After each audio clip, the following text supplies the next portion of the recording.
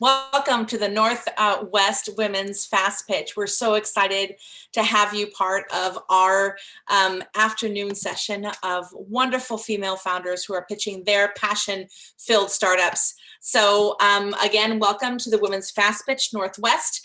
I'm glad that you're seeing us through YouTube Live. I'm seeing it on my phone, so it's very exciting to see all the chatted up.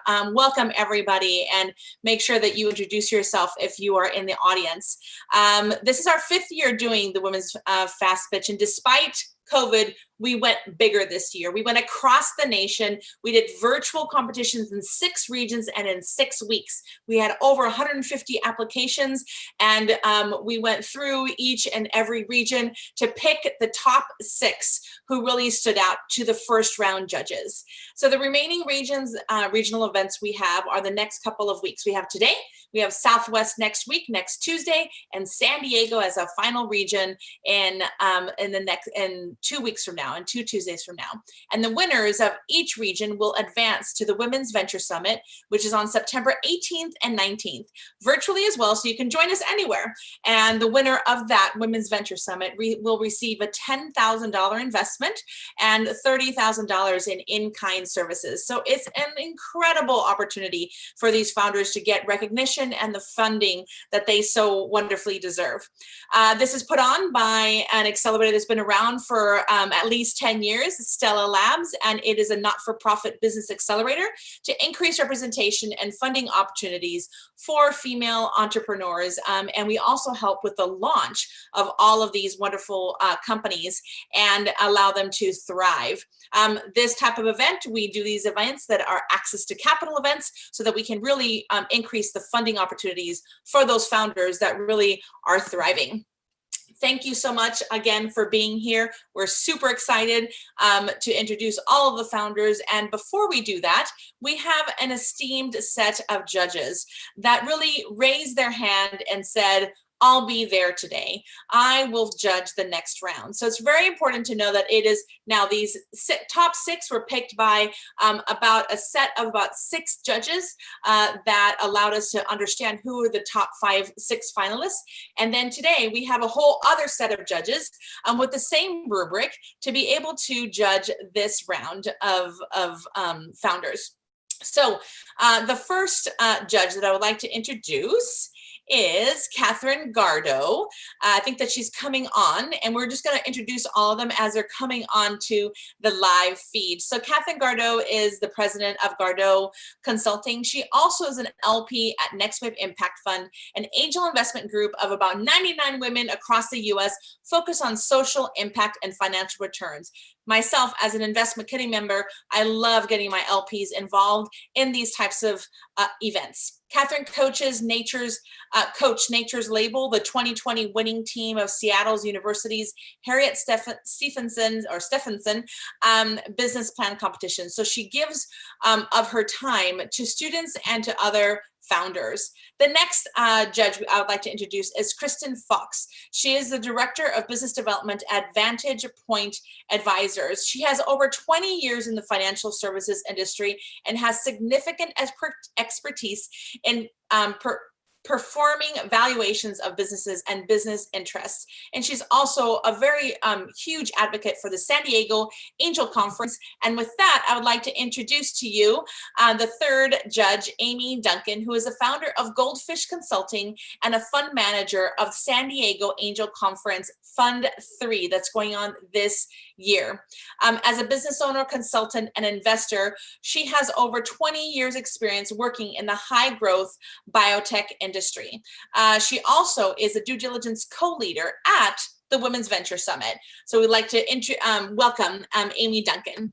And last but not least is Christina Montague. She is the managing partner at Jump Fund and one of my long-term mentors. So thank you for being part of the event today. She is also an investment committee member of Next Wave Impact Fund, where Catherine is the LP. And again, I joined Christina on the investment committee team. Her personal motto is, quote, invest in the change you want to see in the world.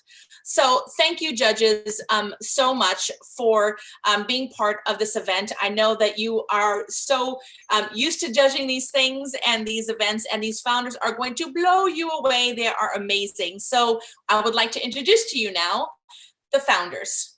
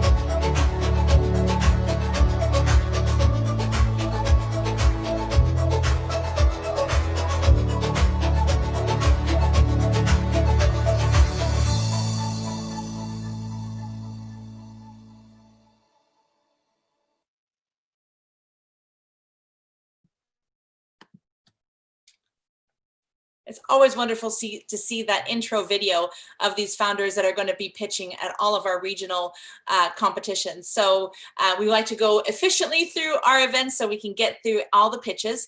And how we will be handling this is each individual founder will have 3 minutes to pitch, and then they will be going into question and answer with our judges. And what's really interesting about how we do it is that we assign 1 or 2 judges per each of the founding pitching ladies, because then they can really look at the decks that we had sent them a couple days ago to review and to ask those critical questions. And those questions are really supportive questions or clarifying questions or promotion focused questions. Again, this is the environment to have these founders scale and grow and connect with advisors and investors from around the nation. So I see Christie on the line. Thank you for being part of our show today to kick us off. So the first founding female founder is Christie Lagally of Rebellous Foods. Go ahead and share your screen. Hello. Hi, my name is Christie Lagally. I'm the founder and CEO of Rebellous Foods. We make plant-based chicken available and affordable for everyone. By 2030, the market demand for plant-based meat will reach $85 billion a year, and some estimates expect that to be even higher. Yet global production of plant-based meat will reach about $20 billion, or just about a quarter of the demand. This means that projected demand will far outpace sales. In fact, the US meat industry produces over 108 billion pounds of animal meat, and yet cumulative plant-based meat industry only clocks in about 1/5 of 1% of that volume. This means the vast majority of people don't have access to meat replacements, despite the fact they are trying to reduce their meat consumption for human health, climate change, animal welfare, and now pandemic prevention reasons. At Rebellous, we make delicious, juicy, and affordable plant-based chicken by solving the massive plant-based meat production shortage. Manufacturing automation is what makes chicken cheap, but nothing like this exists in the plant-based meat industry. In fact, current production methods are what hold back the plant-based meat industry and prevent it from meeting demand. We are changing that. We are designing and implementing a new generation of equipment to make plant-based meat faster, higher quality, and less expensive. And we're winning the consumer market by dominating the food production market. Our technology allows us to convert chicken processing facilities to make plant-based meat instead. Our company is led by innovators. I'm a former Boeing engineer and holder of 5 patents in manufacturing technology. Christie Middleton, our VP of Business Development, built a nationwide program for institutional meat reduction. And Sandra Gray, our Director of Product Development, is the designer of some of the most popular plant-based meat products on the market today. We lead a team of 18 engineers, production, and operations professionals, and we hope you'll join us in our mission. Because as we say at Rebellious, no harm, no foul. Thank you. Wonderful presentation. Well done. I love hearing you speak about what you're doing. So the question and answer is going to be led by Amy and Kristen. Great. Thank you so much. Great presentation. This is Kristen Fox. So my question for you is, I'm curious to know what locations you have product in, and what new accounts are you targeting to close for the rest of the year, and whether there's any large national chains on that list. Yeah, so we do two types of food production, or two types of products. We sell into the food service market as well as the CPG or consumer packaged goods market. The consumer packaged goods market was a relatively new addition to our business model and came about primarily because we were entirely a food service operation serving schools, hospitals, universities, corporate cafeterias, and ballparks, all of which were shut down during the pandemic. So we quickly pivoted our business model to consumer packaged goods. We got packaging all printed up, and the team rallied to get it out to now 18 grocery stores in Washington and Oregon, mostly in Portland and Seattle. So those are our current CPG opportunities. We will be launching a whole new line of CPG products this fall, including chicken nuggets, tenders, and patties. And those will primarily go out to the regional markets of Washington, Oregon, and the Pacific Northwest in general, and then reach down into the California and then farther down to the southern mid-United States. The answer to your question about larger accounts, we also do still serve food service accounts. We are starting to work with some of the recent ghost kitchen explosion as of COVID-19. And then we also serve schools using products that meet the requirements of the National School Lunch Program. It's not a big market at the moment for obvious reasons, but we're prepared and ready to offer those products to students, which are antibiotic free and really provide a great alternative to chicken. Great, thank you so much. Hi, Christie, this is Amy. I love the story on the pivot. That is a great story and a great just way to respond quickly. I saw in the slide deck that you just closed your Series A, so congratulations on that, and that you were open to your raise of Series B. So I was wondering if you could share with us how much you're looking to raise, what the use of funds is, and what type of investor you're looking for. Yeah, so we have been looking for investors that would meet our recent pivot to the CPG market. So those who know a little bit more about the CPG than us. We're raising $2.5 million on a SAFE tool, a limited convertible note tool, which is SAFE. And we've actually already raised about $2 million of that. And the primary use of the funds is first and foremost is to help us continue that unexpected launch into the larger CPG market. Second of all, we actually are hiring on new engineers in order to accelerate our work to bring down the cost of plant-based meat, because that's a really, really big limiting factor in the plant-based meat industry, is that especially in hard economic times, people can't afford it.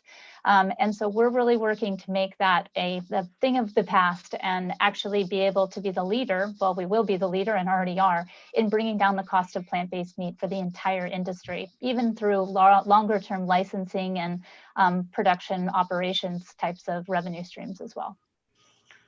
So that's our goal for the money is right now is more engineers and essentially a new marketing plan for CPG. Awesome. Wonderful. Anybody else have any other questions? These are great. You're doing a fabulous job.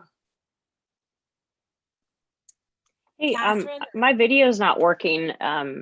Y'all, it says the host needs to enable it or something. But this is Christina Montague, and I'm just wondering about differentiation of this product. There are lots of vegan and vegetarian chicken nuggets in particular on the market. So how are you differentiating this product? I like that you're already selling into schools, which is a slightly different model, but can you talk about that? Yeah, so there are a couple of other plant-based chicken products on the market today. Most notably, they're not affordable because it costs too much to make them. We are getting down the price on that, so that's one differentiator. The second is that most of the time when you sort of serve these different markets, they have different essentially functional requirements. So if you go to the grocery store and buy plant-based chicken nuggets there, those are not necessarily the same kind of functional foods that you would use at a ballpark or someplace where they put it in a deep fat fryer, or what they would use at the school cafeteria.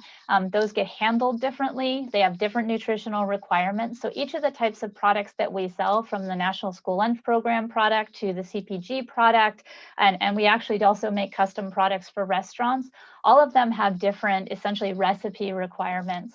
So it's not so much that I would say our one product is just so much better than, say, Morningstar or corn or anything like that.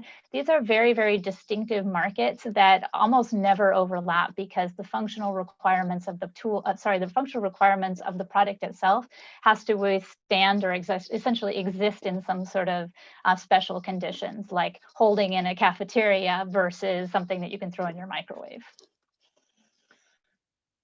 I hope that answered your question. Yeah, thank you. As an early investor in Field Roast that actually made money off a CPG product, go for it. So you can make money in this market. Got it. Well, that's very encouraging. Thank you. We love Field Roast. Well, thank you so much, Christie. Wonderful presentation. Question and answer was fabulous. Thank you for joining us tonight. I appreciate the opportunity. Take care. Bye-bye. Wonderful. So that is kind of how we're going to do for all of the pitches. We have 5 more. We will have them pitch for 3 minutes and then the question and answer. I wanted to also remind everybody that we have an audience choice. It's in the chat. I'm actually watching the chat. So the chat, I think, is on the left-hand side, and you can go to Slido. I just want to make sure that I'm saying it correctly, because I'm always making sure that I'm saying it. Slido, SLIDO.com. Again, it's over in the chat box for the code. And so we really appreciate for all the audience to pick their audience choice and go ahead on over there and make your selections. And so I just want to make sure, do we have Pradnya on? Yes, we do. Hello. Awesome. So, the next pitching female founder is Pradnya Desh of Advocat Technology. Awesome.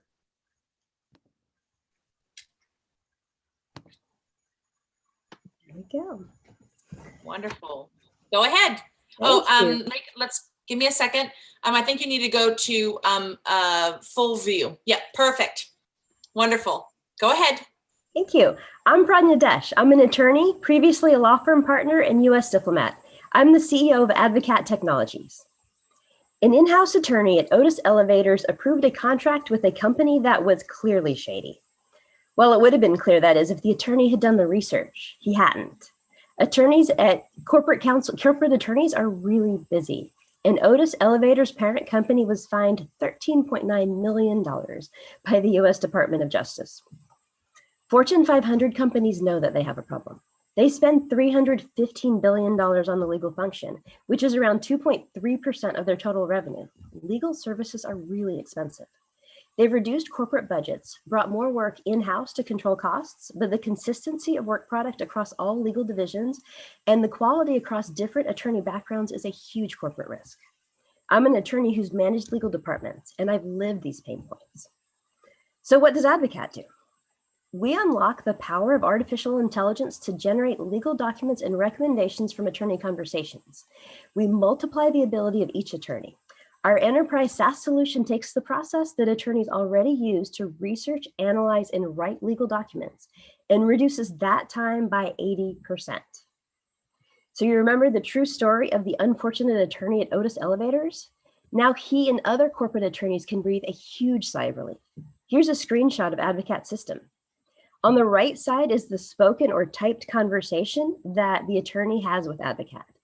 On the upper right is Advocat's understanding of the legal matter, what it's about, what the attorney is trying to do, including what questions have been answered by the conversation, what's left unanswered.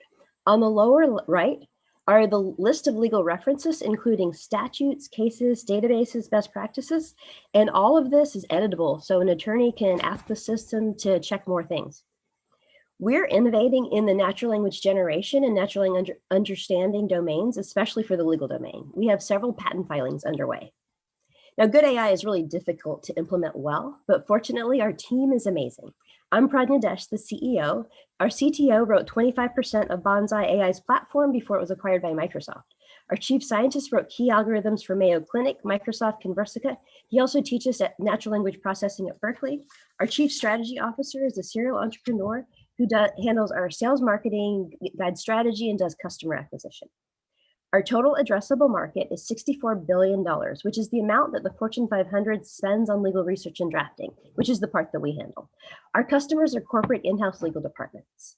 So where are we now? We've signed up several major pilot customers, and the general counsel at one of the pilot customers told me, I've been searching for something like this for 15 years. And this is also where we are today. We enable this guy and other corporate attorneys to breathe a huge sigh of relief.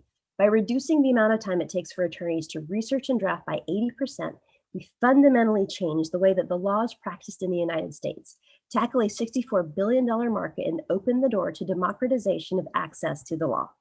Thank you. Fabulous presentation. I loved getting to know you during the pitch prep and love seeing your pitch right now. Pradnya, we have the question and answer going to be led by Amy and Catherine. Hi, Pradnya. Great presentation. Love the concept. Anything that you can automate repetitive tasks is great. I think this is not my area, but I think there's a lot of companies that are innovating in AI legal research. And so I was wondering how you really differentiate to sway your customers to choose your service over others. And if specializing would make a difference, like is there a specific type of contract or one of those segments in the whole market, if there's a segment or a specific type of law firm customer that would be most likely to buy? Yeah, if I could maybe share my screen again. Let me try that. So we do have, let me see here. So there are a lot of legal tech is definitely something that needs to be disrupted because there's so much along the way that is inefficient. So we see so there are contract analysis companies, legal research companies, document automation companies that focus on one particular aspect. So we're the only company that focuses on the types of documents that need an attorney to write. So for example, a hot docs or a LegalZoom automates documents that just have simple fields that need to be filled out. So our focus is on corporate counsel and the types of documents that they do. I've spoken to more than 100 corporate counsel just to focus on the types of documents they do. We've started with procurement and technology licensing because the pilot customers that we have are particularly focused on that, and that's what their teams do. And we are going to broaden it after we get really good at these two. Great, thank you. Hi, nice job. Having worked in a law firm quite a while ago, it's always fascinating to hear about the law. So my specific question is, what types of law firms are you targeting? And do you have to worry about attorney-client privilege in what you do? And then how do you make sure that it works for all the different states? Because every state has different laws. Absolutely. So one thing is that we're not at this time targeting law firms at all. We're only targeting in-house counsel of legal departments. And that's because when I interviewed attorneys across the board, I found that in-house counsel really loved the idea of reducing the amount of time it takes to complete a legal matter.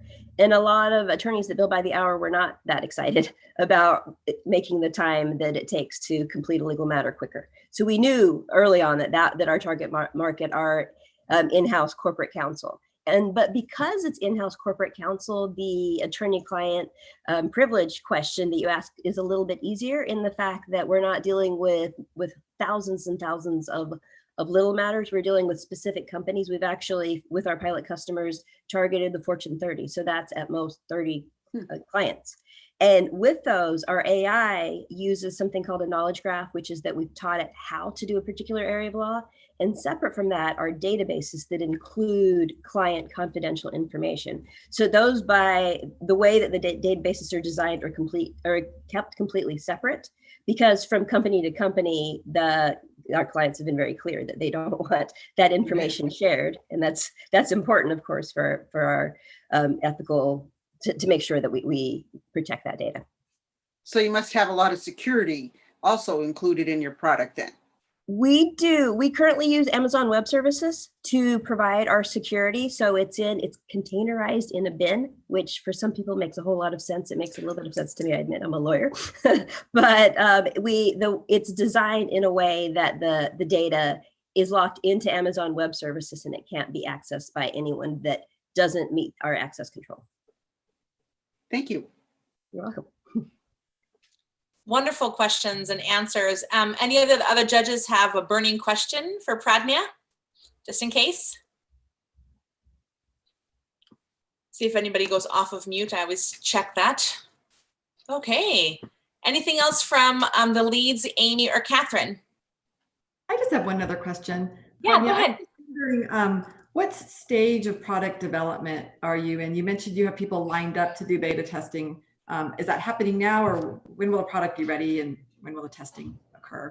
Yeah, that's a good question. So our full platform is not going to be ready till January, but we have released in beta a light version. So it's not the AI at all. It's actually it's a questionnaire tool in which our users put in what questions do we need for this legal matter, and they send it out to their client. So that already has, but we just released it in beta on Friday. So it's brand new, but the full product is going to take a few more months. Great, awesome, thank you. Awesome. I love it when somebody says, I just launched the beta version or something like that. It's like, yeah. It's just like little like confetti comes up in my brain. So congratulations, that's awesome. So thank you for joining us, Pradnya, wonderful job. And now off to our third pitch. We're so excited to be able to introduce a new female founder to the lineup of our wonderful startup founders this afternoon in the Northwest region. And also don't forget to vote in audience choice. If you're out there in the audience, it's in the chat, click on that, vote for your favorite pitch. Without further ado, I just Rebekah's ready. Rebekah Bastian is the founder and CEO of OwnTrail. Go ahead. Thank you. Our journeys are far from linear, but so many young women think they're supposed to be. I'm having a virtual coffee with Alice. She's 28 and is uncertain about where she's headed in life and how she'll get there. She's asking me questions like, how did you know what you wanted to do? How did you make a big career switch? How did you balance work and motherhood? I assure her that it's okay. There is no one right path. Some of the most fulfilling experiences in life aren't the ones we planned for. As I share more with her about the twists and turns my path has taken, she seems empowered to go back out there and kick ass. My ability to help her feels good to me too. The problem with this story is there are countless other women just like her who could use a similar coffee chat. And even Alice will need more inspiration and different perspectives as she continues to navigate her path. And I will too, as I navigate my own journey. Over 75% of women wish they were giving and receiving more mentorship. Traditional mentorship is time-consuming, oftentimes inaccessible, and is leaving women behind. I'm Rebekah Bastian, and the many experiences I've had like this led me to co-found OwnTrail. By creating a data-centric collection of women's life paths, we are scaling the inspiration and guidance found in mentorship and helping women discover not the right path, but their path. Women can share the trail they have blazed through life as a series of interconnected milestones. We call this a micro-active mentorship. Then they can browse through the trails of other women, filtering them down if they choose to those that share their same identities and experiences in order to gain inspiration, solidarity, and guidance. They can ask and answer questions through conversations on those trails to dig deeper into the experiences that resonate most with them. We are creating moats of unique content, rich data, and engaged users. OwnTrail is structured by data and powered by community. We have been organically growing our user base through word of mouth, with women proudly sharing their trails and inviting inspirational women to share theirs as well. And we've been partnering with organizations that support women through these organic user acquisition strategies. We already have over 1,000 registered users and over 400 trails published since we launched in February. While we're still pre-revenue, we're getting ready to start monetizing through a subscription-based peer cohort model that taps into the $10 billion self-improvement industry in the US. We have an incredible women-led team working on this with strong founder market fit and extensive experience and track records building both brands and tech products. We also have incredible advisors helping us along. The trails being shared are uniquely authentic and inspiring, and the feedback we've been hearing from both women and the press has been overwhelmingly positive. We closed a $250,000 friends and family round and are preparing to raise our seed round this fall. We're interested in talking with investors that have experience in machine learning, network effects, and redefining consumer behaviors, and who are as passionate as we are about empowering women. If you're interested in being part of taking OwnTrail to the next level, I would love to talk with you. Thank you. Well done. I loved it. Very well said. And I love the tagline. I even put on the chat. It's structured by data and powered by community. Love that. So your question and answer will be led by Kristen and Catherine. Great presentation. Thank you so much. Very inspiring. So I'm not that familiar with this industry and what's out there. So I wanted to ask, are there any platforms or applications out there that are similar to yours currently? And if so, what makes yours unique or different? Yeah, absolutely. So there are platforms that provide peer-to-peer coaching and kind of cohort, subscription-based cohort models that are not specific to the space around women's lives, and that are not as data-driven. So it's like the service itself is the platform. There's also a whole series of platforms that are really focused on women's lives, but more in the sense of both the conversations being had or the content being shared. So almost like, think forums and blogs and that kind of thing.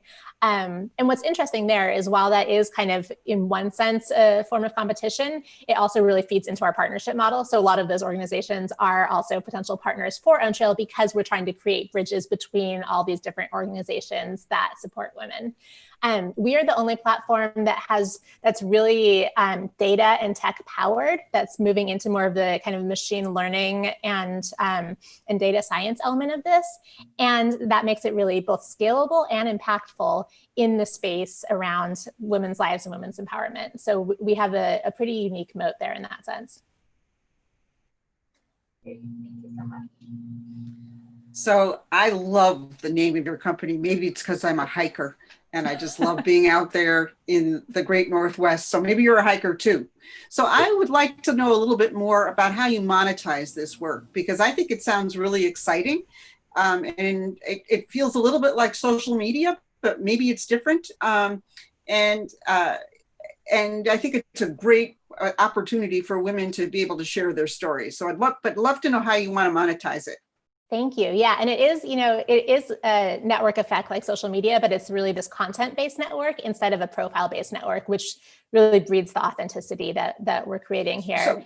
So could you tell me the difference between that? Because I don't know the difference. Oh, yeah. So when it's a profile-based network, it's like I'm trying to get as many friends as I can and get them to like me as much as I can. And it becomes this kind of winner-take-all game in which people are trying to, what we see in social media is these kind of inauthentic, bragging almost, like these are the big, shiny, picture perfect end results because I want the most people to think I'm great, right? And that's what we're trying to move away from. So with content-based network, we're really celebrating our journeys and the authentic, experiences and bumps in our roads and celebrating the things we've overcome and not just these end results. And so women are connected based on their shared experiences. And we're essentially creating this neural network of life paths. So the way that women are connecting with each other isn't by being the most popular, it's by the journeys that we've experienced and the things we're going through intersecting based on that content and that data. And so that really celebrates the authenticity and vulnerability in their paths. And then I'll go back to your monetization question as well. So what we know is that while anyone who identifies as a woman can be using OwnTrail for free. We know that there's a subset of our users, and these are the ones that really map to that $10 billion self-help industry in the US, that really want additional kind of handholding, support, frameworks as they navigate this. And so we're building out this peer-to-peer cohort model where women will be able to support each other through the OwnTrail framework, which is really driven by, essentially the artificial intelligence that we're building out with this data set, and a really structured framework for how to navigate that, and a peer-to-peer support system for accountability and solidarity. And that will be a subscription-based model where women pay a monthly fee to be part of that and get to leverage all of that toolkit that we're providing. So are you hoping that you would get some professionals that would perhaps be in positions to help people moving through this, that you would take a cut from them for what they offer to potential people on this platform, and maybe I need to understand, or is it just a flat fee? Or, I mean, I think there's a lot of different business models here potentially. Yeah, and and you are speaking to the fact that yes, because we are pre-revenue and just starting to monetize, like there probably will be some iteration in how we do that, to be honest. There is a lot of potential for how we do it. What we're leaning towards right now is more of a peer-to-peer model where women who have gone through this kind of cohort program and learned the OwnTrail framework and who opt in to do so then can do almost more of a train the trainer model where then they can lead future cohorts and we can expand that way. Okay. I'm still not getting it totally, but maybe somebody else has a question. But I'm curious. Anybody else have a question? No, I think that you're getting to that, Catherine. It's a B2B and a B2C play. So that's is that correct, Rebekah? It's B2C.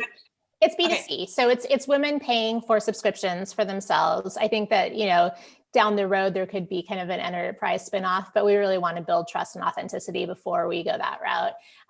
But yeah, it's kind of a traditional B2C consumer model, but it's the kind of how we facilitate the cohorts that I think Catherine is kind of getting deeper into. And it's a great question. And that's what we're trying to kind of, we're doing some tests initially right now to start piloting that and figure out what the most effective way is to really support women in going through that.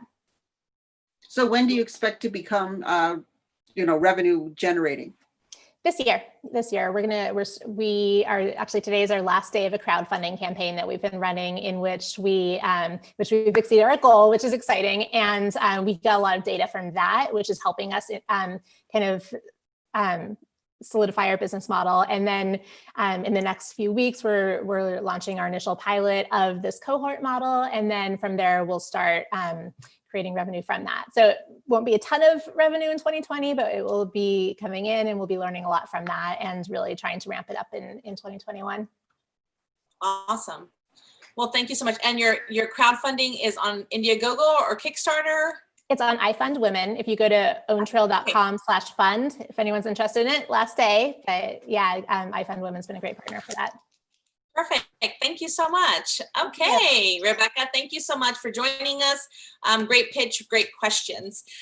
So before I start getting the next person already, make sure that you're chatting it up. I love all the chats that are going on, supporting each other. And as you're chatting it up, make sure that you follow us on social media at stellalabs.org, on Instagram, on LinkedIn, and on Facebook, because that's how you're going to get all of the wonderful updates that we have for the last two regional pitch competitions after tonight, and also the Women's Venture Summit. So join us on social media so that you can support these women and support our mission to get to even.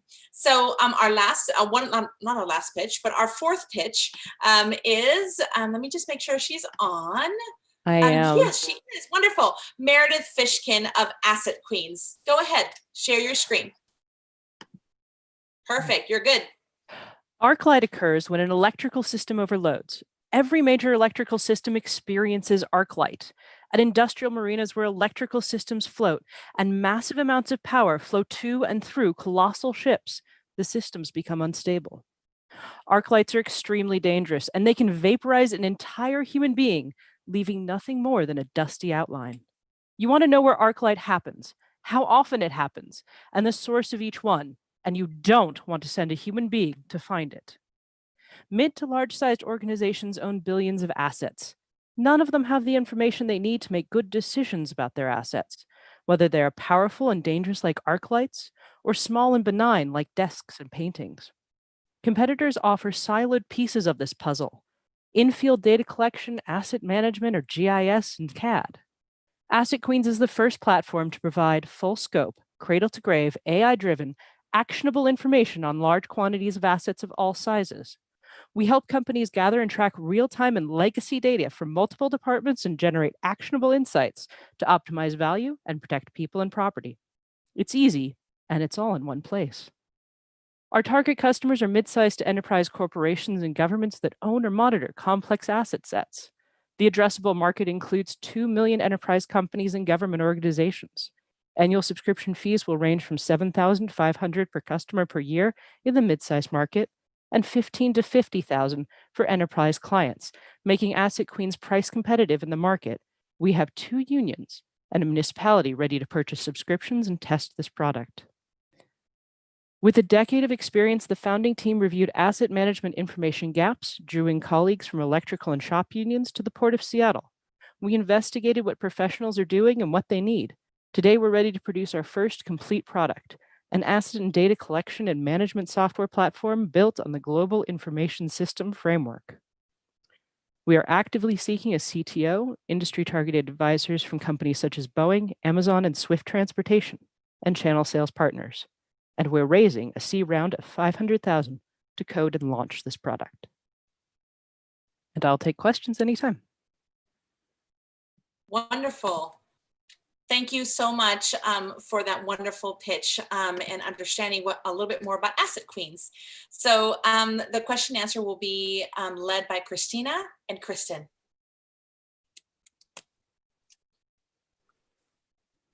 Thanks so much, Meredith. This is Kristen Fox. I just wanted to ask a question. How did you come up with the idea for this business? Well, I'm a very self-centered person. It was to make my life easier. Yeah. I'm an environmental scientist. I specialized in aquaculture, and I got hired by the Port of Seattle to do basically finance, which is an interesting step. In the last few years, that step included asset management. And really what they were asking was, how do we keep the cost down and how do we manage our financial assets? I went into the field and I kind of looked around at what we were doing. And it wasn't very good. So we started exploring what everyone else was doing. And the only people who were doing it well were the aquariums and the zoos. It's much harder to keep hold of your assets when they move around, so their tracking mechanism was significantly better.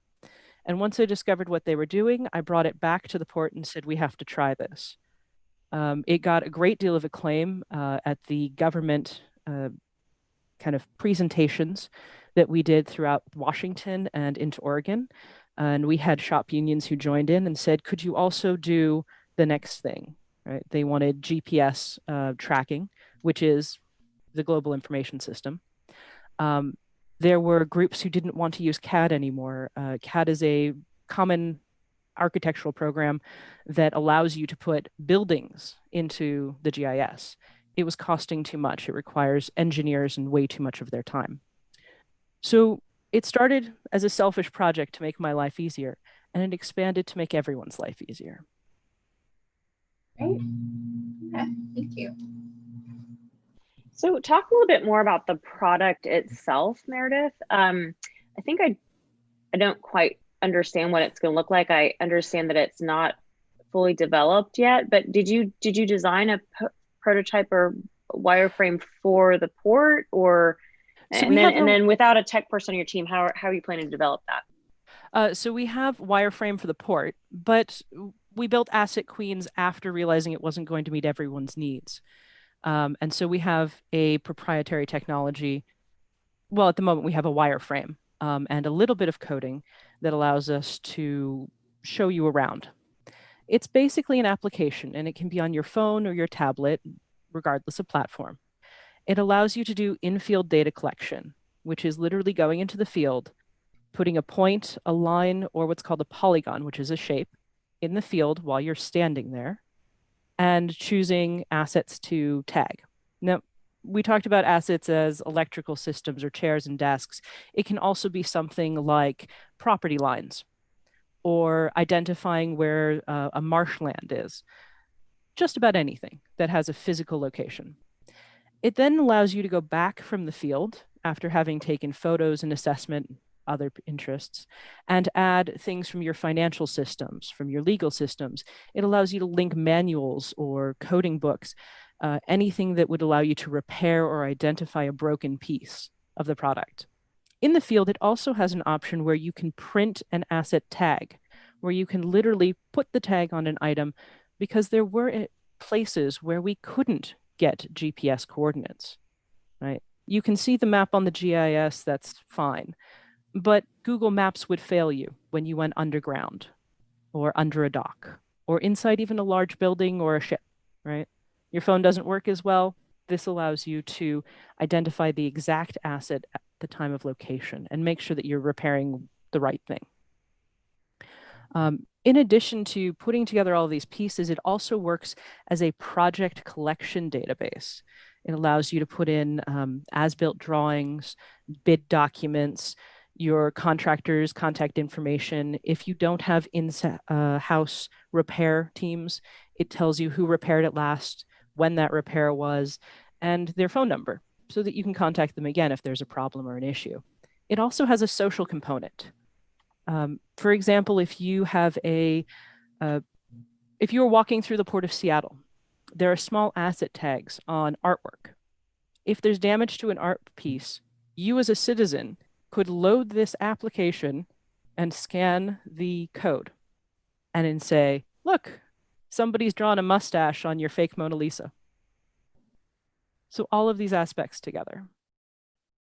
Can you talk a little bit more about your target client? There was an earlier deck you sent us that had pretty much the wide world of industries as potential, which is great in some instances, but who are you going after first? Maybe talk about these initial clients, like who are the unions? Why would they want them? I think I don't quite understand, besides a kind of a municipality or Port of Seattle, who would be paying for this.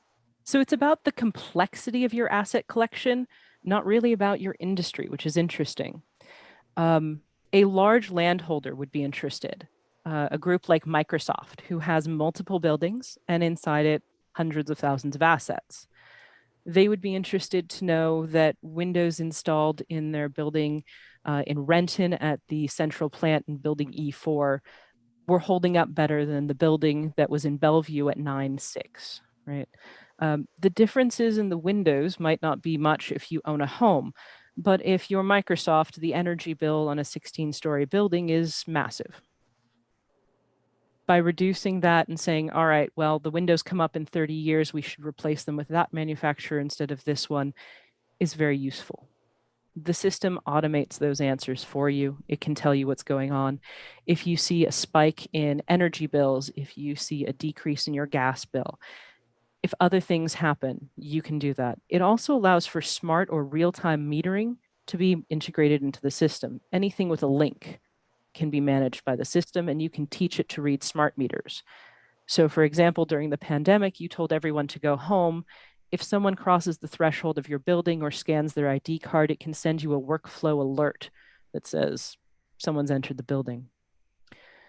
But mostly it's about the assets.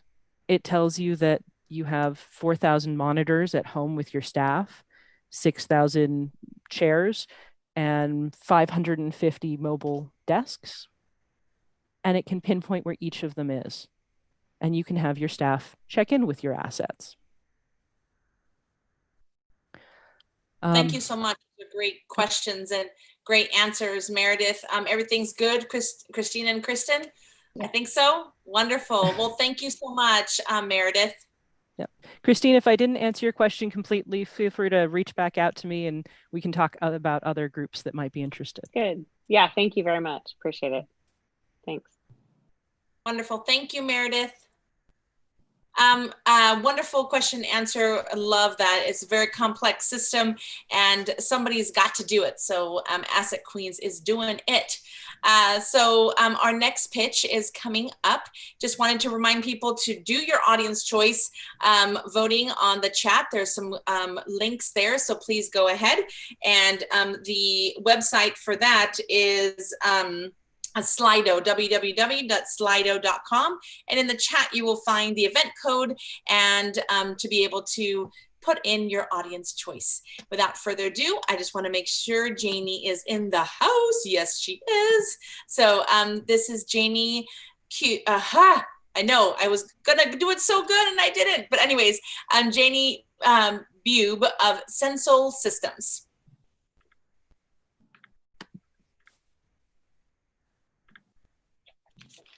And you are live. Go ahead. It is an early California rainy morning. A teenager leaves her house in a hurry to get to school. She turns next to a construction site, not noticing the two little girls biking. Their dad shouts out from behind them, but it's too late. All sets of lives are changed forever, and they didn't have to be. Pedestrian fatalities are preventable. 300,000 pedestrians die globally each year, and over 6,000 die in the US. This doesn't account for the thousands of pedestrian hospitalizations, which are 20 times as many as fatalities. The source of the problem comes down to visibility. 32% of these deaths were on crosswalks, and 75% were during dark conditions. To try and combat these issues, the US spends over $6 billion annually, yet fatalities continue to grow. Aligning with the mission of Vision Zero, that is, zero pedestrian fatalities, we, Sensol Systems, are offering one product with three capabilities. Hardware. Our thin, slip-resistant, overlaying crosswalk detects pedestrians more reliably than any system on the market and directly illuminates them from the ground to increase their visibility to drivers. Communication. The crosswalk sends signals to smartphones and smart vehicles, alerting pedestrian presence. Data. Our hardware collects key data metrics on vehicles and pedestrian movements, speed, and traffic congestion. Our expansive network of crosswalks provides cities and third-party companies with real-time, high-quality data that will inform future planning. There are expensive solutions trying to solve this problem. They don't address the whole issue and aren't effective enough. Sensol is providing a more effective and less expensive solution. Our market has two sides. We sell our crosswalk to cities to improve pedestrian safety. Our target market is urban centers that want to improve their traffic environment. On the other side, the data we collect serves an essential role in smart infrastructure. Our target market is that of pedestrian detection, both on the street and from vehicles, which is a $17 billion market. Our customers vary from municipalities, autonomous vehicle companies, universities and schools, private campuses, ride-sharing companies, and engineering firms. Sensol Systems has a team of 5 passionate students with interns, all with crosswalk encounter stories. We represent landscape architecture, material science and engineering, electrical and civil engineering, and interaction design. We also have mentors, the Jones and Foster Accelerator Program, that represent decades of experience in business development, engineering, and operations. Sensol Systems is redefining the crosswalk industry, and we thank you for your time.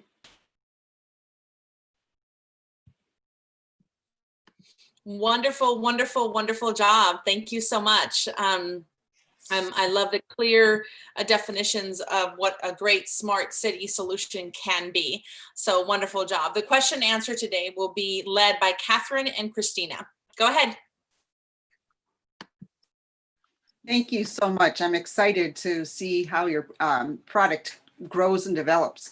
So what do you think is the next big step that's needed to really take you to the next level with this product? I would say first would be finishing the engineering. So we're still in beta testing, developing the different parts since there are 3 different capacities. We are working on each one, kind of building one on top of the other. So that would be the first big step. And then the second would be to get a beta or pilot site, which we are currently working on.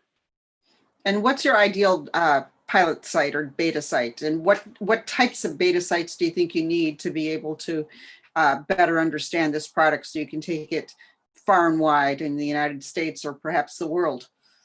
Yeah, so we would like to do several different pilot sites, each testing a different aspect of the crosswalk or the technology behind the crosswalk. Anywhere from a school system, so large volumes of children, maybe not necessarily paying attention to the traffic, so we can understand how they view the crosswalk, which of course is hard during COVID. And then another one would be interesting with a hospital. So often confusion, people are stressed, anxious, worried. So seeing how they deal with the traffic industry and the traffic situation. A mall or some area that has high volumes of people and cars, a really dark location to test the lighting and kind of play with the different levels that we would need. And then something that would have a blind kind of intersection. So you'd be coming around a bend and not necessarily being able to see. What's the drive for a city to decide on this solution versus another one? And, you know, crosswalks probably don't cost much to put in place, just typical crosswalks. So even a $7,500 outlay per crosswalk is pretty costly for most municipalities. So what's going to drive them to want to adopt something like this? Is it the safety?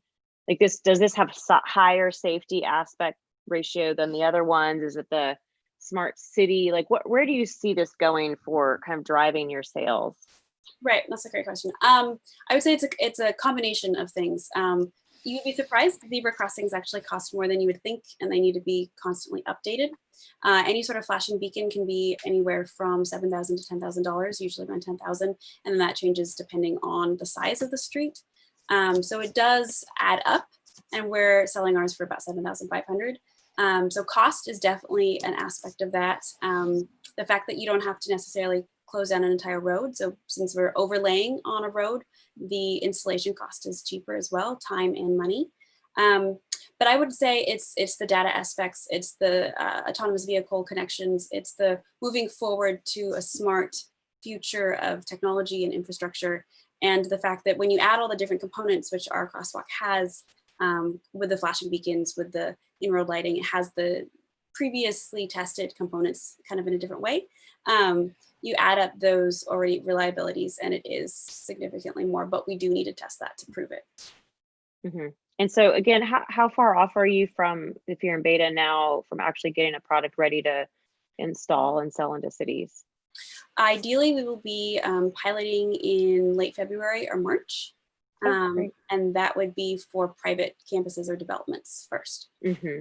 Mm-hmm. I would think they would be, interested in that. I would, in the future, love to connect you with our university is doing a lot of, I'm in Chattanooga, Tennessee. I am from the Northwest, but I live in Chattanooga.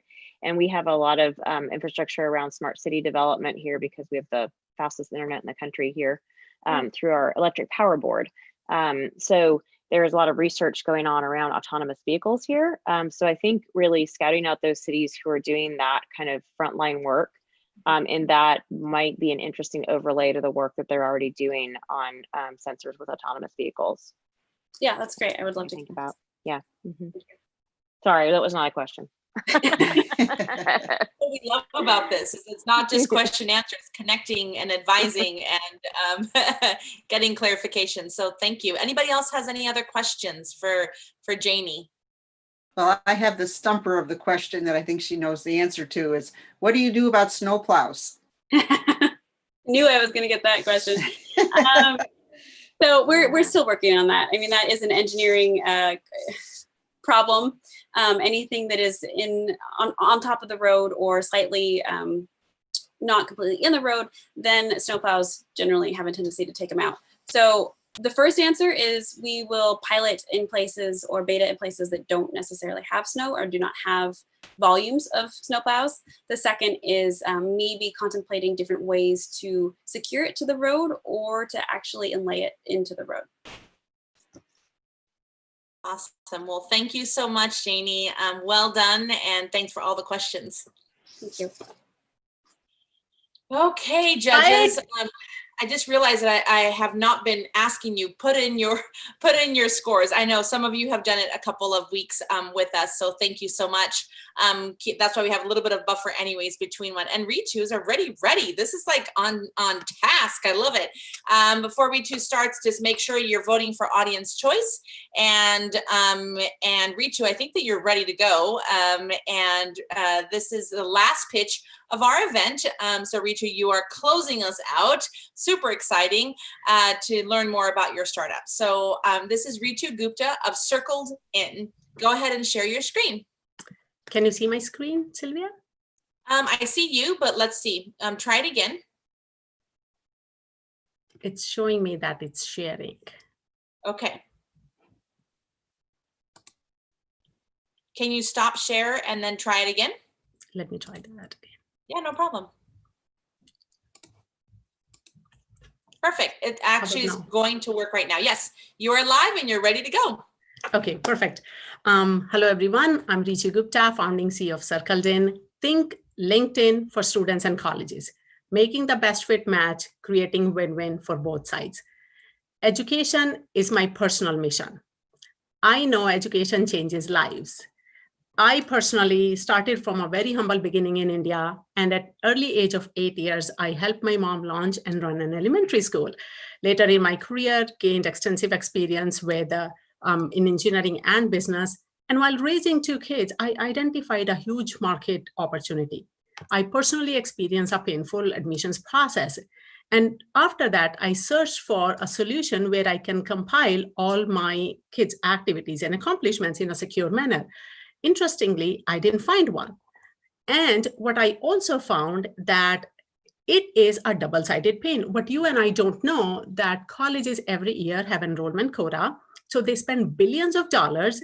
They buy these mass lists from college test-taking agencies and bombard them with all these flyers that literally go into the recycle bin. Antiquated marketing technique, casting a wide net. No wonder it costs them $2,500 per recruit. And multiply that by 4 million high school graduates, $10 billion opportunity. Now, what if there was a platform for students where colleges could learn more about them, identify the most best fit, most likely to enroll students for their institution, and then recruit them? Allow me to introduce Cirkled In. Cirkled In is an online platform where students are matched with the best fit colleges and universities, creating win-win for both sides. For students, it's a holistic, made-for-them, secure platform where they compile all their accomplishments, but in a modern-day social media style. Colleges come on to Cirkled In, they run the search that are good fit for their student, for their campus, connect with them, and then recruit them. Just like LinkedIn revolutionized the corporate recruitment, we are changing the college recruitment. We also offer a backend solution to high schools, providing them a private network, which helps them with their college and career readiness program for their students. It's used for free by students, as you can see and imagine. We charge colleges and high schools for college and career readiness, and for colleges for paying the connections with the students. And our go-to-market strategy includes direct sales, educational conferences, and strategic partnerships with different organizations. And we are seeing a lot of great success, actually. As of today, we have over 355,000 students who have signed up on Cirkled In. We have, as of this morning, 13 universities, because we had one contract this morning that came in, and about 60 high schools. Earlier this year, we were also selected as top 200 companies globally who are disrupting the education. We were awarded top 10 companies in US by American Business Award, and we are just getting started. Team definitely makes vision a reality. Our founding team is very strong, both engineering and business. This is our 3rd startup together. And we have also created a very strong advisory board, including both higher education and K-12 officials, including presidents of universities and dean of admissions, as well as high school guidance counselors. Join us as we help every child shine. Let's disrupt the education and change the world. Thank you. Fantastic and inspirational. Great job. Love hearing more about Cirkled In. Your question and answer will be led by Christina and Amy. Go ahead. Hi. So I actually first looked at your deck and I had a total misassumption. So now I'm really getting it. So my initial assumption was this was from students like in college to employers. So I'm glad I understand it more, that it's college recruitment. I get it. And having just I've become an empty nester as of 2 days ago. Bittersweet, but you know, I've gone through this process twice and it is very painful. I think, you know, there are new with the Common App, it's you know, become a little easier-ish process. You know, you can kind of craft your profile there, but I agree that it's still very archaic. So this is an interesting solution. And what are the colleges like? What are the results so far? So you have 350,000 students, which probably needs to be much more to have it really be robust enough for the colleges. But what are they saying about the process? What kind of results have they had from using the product so far? Actually, that's an excellent question. So we launched our student side in 2018, beginning of 2018, and that is what we first built. And just late last year, we launched it for colleges. So we have not gone through the whole cycle of enrollment to get the exact ROI from the enrollment perspective, but we are tracking metrics like emails opened by students, emails clicked by students. So Arizona State University, for example, is testing that for us right now. They are just purely on the basis of data that you see. There is so much richness of data. We have hundreds of parameters that students are filling in. My sports, my music, my volunteering, of course, my summer activities. And now colleges can come in and filter on the basis of the data and say, here are students interested in STEM. Here are students interested in liberal arts. So by doing this segmentation, they can have better ROI on their marketing. That's the, of course, hypothesis. And so far, colleges are loving it. Like I said, in last 4 days, we have signed 3 contracts. Interestingly, COVID has accelerated and intensified the need for Cirkled because the basic source of leads that colleges were buying, SAT, ACT, they are gone. Right. SAT hasn't happened in last 9 months now. Yeah. Yep. And like the whole California system is starting to not use them at all. Yes. So it's there. Yeah. What are the other factors? Yeah, that's really interesting. Yeah. So one point I do want to make, it's not a temporary solution because of COVID. The transition from SAT, ACT to holistic review was already in works. And now COVID has totally put that final nail in that coffin. UC system came out and said in 5 years, they'll completely phase out SAT, ACT. So universities are completely going to move away towards a more holistic review of the candidates. Mm-hmm. Do you have any plans to integrate this product with either Naviance, which is kind of like the college search engine that a lot of schools use, or or even the Common App, because students are already inputting the data in there? So not so much with Naviance. And the difference between Naviance and Cirkled is, by the way, people who don't know, Naviance is a tool that high schools use for their high school students, and that's only for college. Think Cirkled as an open platform and closed. Open in the sense high school students can use for any application, internship, summer job, college, scholarship. I, as a student, can send it with any application. And from Naviance's perspective, that's just a data pipe between your high school and college. You can't take your Naviance portfolio and send it for a job or for an internship, whereas 30% students do not go to college. So Cirkled provides that holistic solution for any high school, and we say we are complement to Naviance. Naviance does not have this type of portfolio and such a rich portfolio. So that's that. There was a second part of your question. Sorry. Oh, just the Common App. I mean, that's where everybody's inputting all this data now, and it has lots of sort of drill downs on, you know, your extracurriculars and things. Is there an opportunity there, do you think? Yeah, so Common App, yes, definitely. We are talking to them. We sent them, we met them in a conference and we are talking to them about that integration. One more thing I will add is we are also, a couple of universities are interested in using Cirkled as an application itself. So your kid has Cirkled portfolio.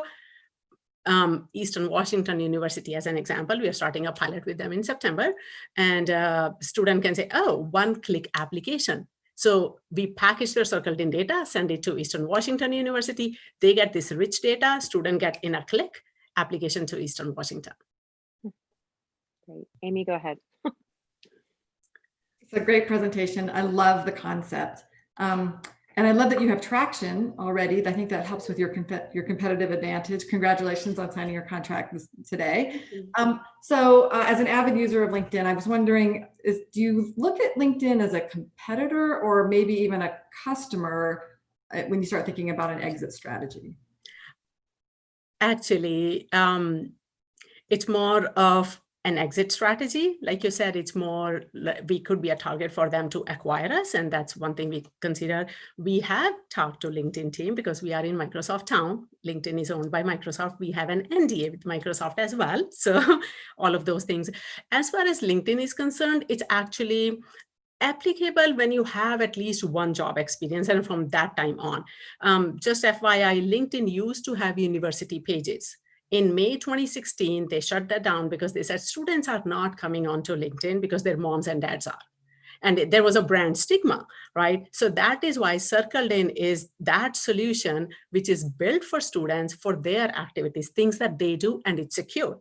You can't go and look for Johnny Smith on Cirkled, or if you do Google or Bing on Johnny Smith, you won't find that portfolio. So there's a security component built into that. And we can totally see that Cirkled students are transitioning from Cirkled to LinkedIn at certain point. I will say that our phase 2 is actually connecting, and like Christina was mentioning, connecting college graduates to employers. That's our phase 2, which is another $14 billion market for only fresh grads. Excellent, thank you. Thank you. Thank you so much, Reetu, for joining us. Thank you for closing us out. I know you had a long wait, so thank you for being patient and giving us such a great pitch. Thank you. Well, judges, you know what the time is now, is put in your scores for the last pitch. And what now, how the transition goes right now is that the judges are ushered into a breakout room to deliberate with myself. We'll be going through the scores that they put together and discussing the winner of the Northwest pitch competition. So this is your last chance to vote for audience choice. So again, go over to the chat, get all of the information there. It's all there. I've been kind of tracking it as we're going ahead. So vote for your audience choice because we will be announcing the audience choice. And without further ado, we have a guest speaker to really inspire you. Valentina Vitols is an angel investor who has come to the Women's Venture Summit all the years that we have been doing this. So she is a dear friend of ours, dear advocate of ours. She's an angel investor and an attorney. She is native to Venezuela, where I am from. So I love having a wonderful Venezuelan with me. Que chévere, you know, it's so nice to see you. She's also a member of so it's hard to like list all of her memberships, but she's a member of Pipeline Angels, Next Wave Impact as an LP, and Portfolia. She's worked as a political consultant in Caracas, Venezuela. She has an MFA in photography and supports undoubtedly female entrepreneurs in the social impact space. So without further ado, I will leave the floor for Valentina and Raven. Raven is our executive director of Stella Labs to have a wonderful discussion with you as audience. Thank you. I'll see you in a little bit.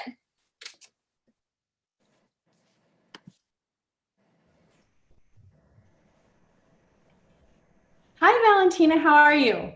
Hi, Raven. How are you? Thanks so much for having me. I, love being part of the Women's Venture Summit. And like Sylvia said, we have a great friendship and also working relationship because we are co-investors in a few companies together. So I'm really happy to be here. Thanks so much for actually thinking about me and bringing me in. Absolutely. Well, you've been with us from the beginning. I was just telling someone that the other day, how we are two of the first timers, long timers now.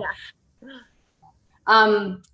We really wanted, so for those that don't know, because you weren't in on the conversation, Valentina and I had a quick conversation about really what does investment and founding look like during COVID, and how do we as founders present ourselves better to investors during this time, and what does that look like? Because now it should be way more relationship building, not so much pitching. So without further ado, Valentina, what do you think? Like, what are your thoughts on presentation during this time?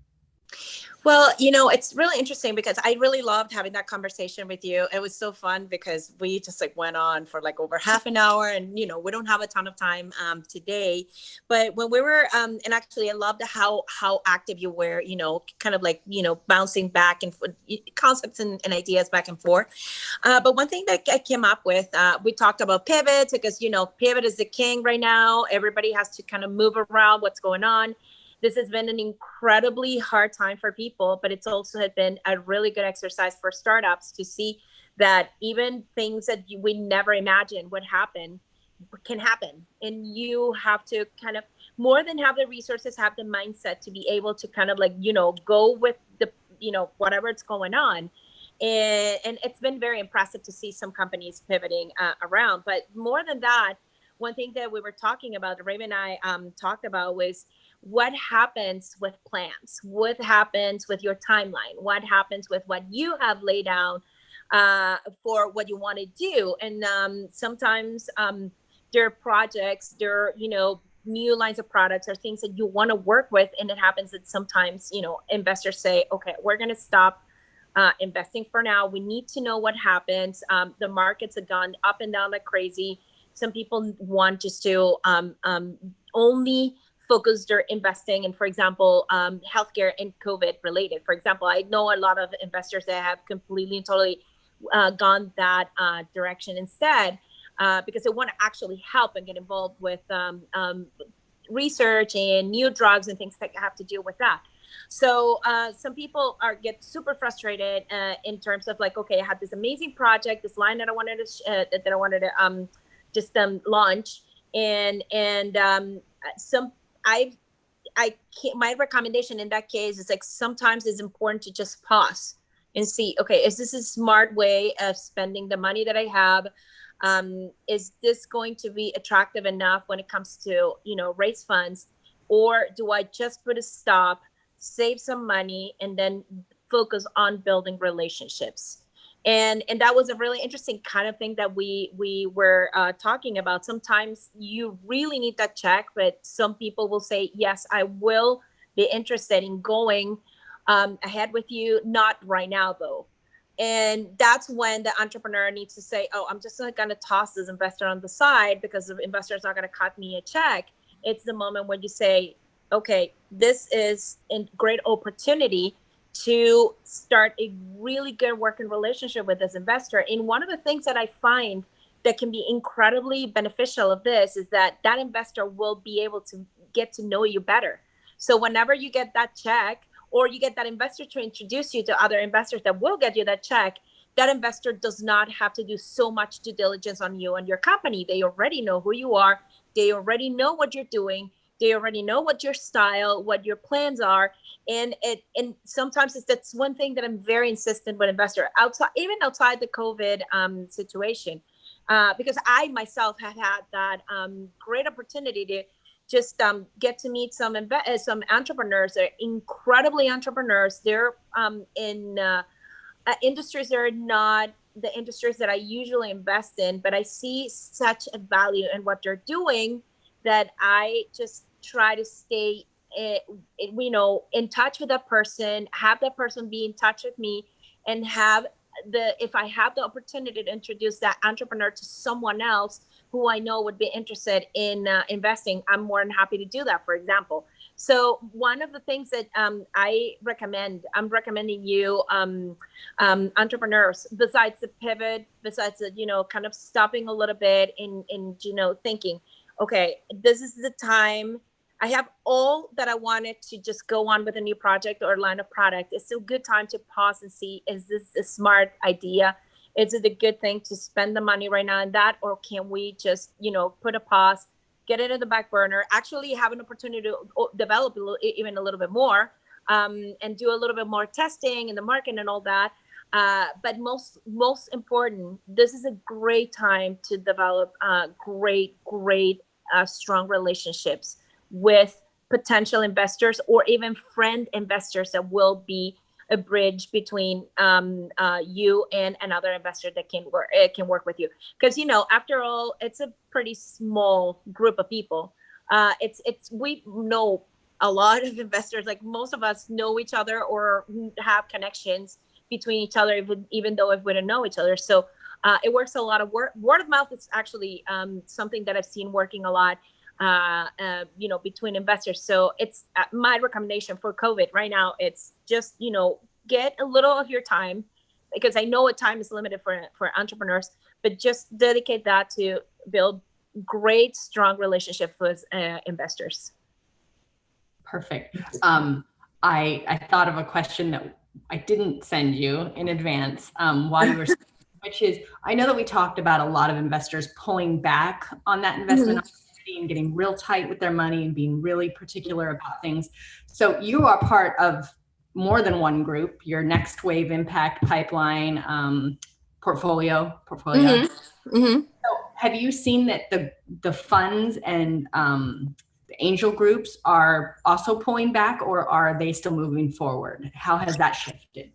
It's really interesting because I don't see any of the funds just actually putting the brakes on what they're doing. So far, I've seen everybody, probably there's a little bit of a slowdown, but and more, obviously, part of the slowdown has to do with the fact that we have to stay at home. I mean, not right now, everybody kind of have moved on a little bit more, but the first 2 or 3 months after all this exploded, you saw a lot of deceleration, not because we wanted to do it, it's because we needed to do it. It was part of what the circumstances. So, but actually I've seen the funds kind of like keeping up with what they were doing.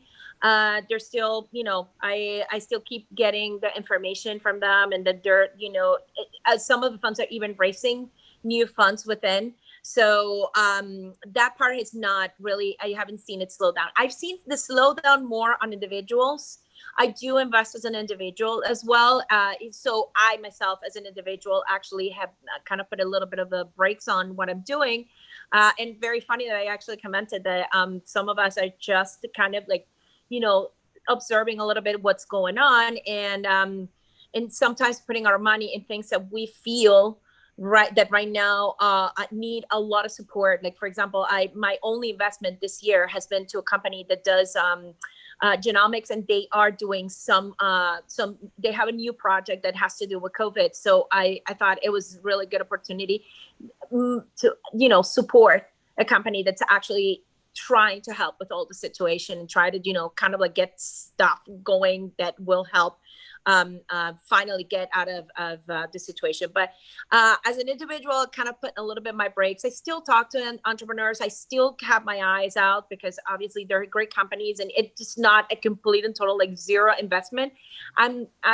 Because if I see a company that fits my thesis and my investment thesis and what I'm interested in industry-wise, I will definitely consider it. But definitely as an individual, and I've seen some others as individuals kind of like put the brakes, more than to completely stop altogether, put the brakes a little bit onto what's going on, because we really don't know right now.